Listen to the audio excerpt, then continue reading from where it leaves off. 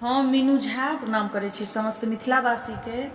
एकटा जितिया के गीत गाबऽ जा रहल छी। संग दऽ रहलथि श्रीमती माला झा, रचनाकार एम झा जी छथिन। धन्यवाद। जय मिथिला, जय मैथिली। कनी आइन दिया तेल खैर चढ़ाब जितवाहन, कनी आइन दिया तेल खैर चढ़ाब जितवाहन, पिया हम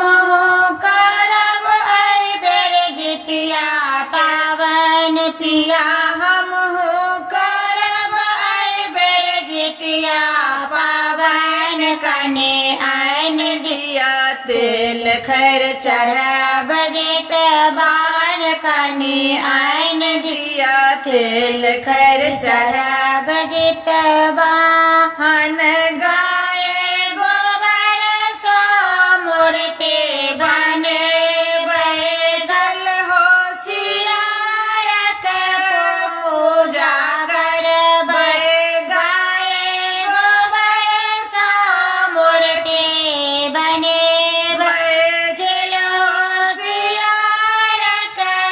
पूजा करबै, करब हमहु संतान लाई पूजा यो साजन, करब हमहु संतान लाई पूजा यो साजन, पिया हमहु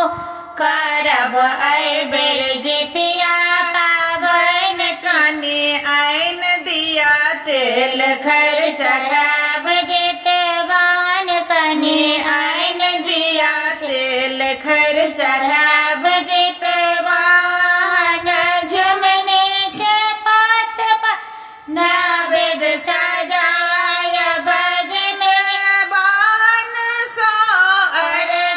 लगाय, झुमने के पात पर नैवेद सजाय जितवाहन सँ अर्घ लगायब, मांगब बच्चा ले नमहर उमरिया यो साजन, मांगब बच्चा ले नमहर उमरिया यो साजन, पिया हमहु करब एहि बेर जितिया पावन, पिया हमहु करब एहि बेर जितिया पावन, कनी आइन दिया तेल खैर चढ़ाब जितवाहन, कनी आइन दिया तेल खैर चढ़ाब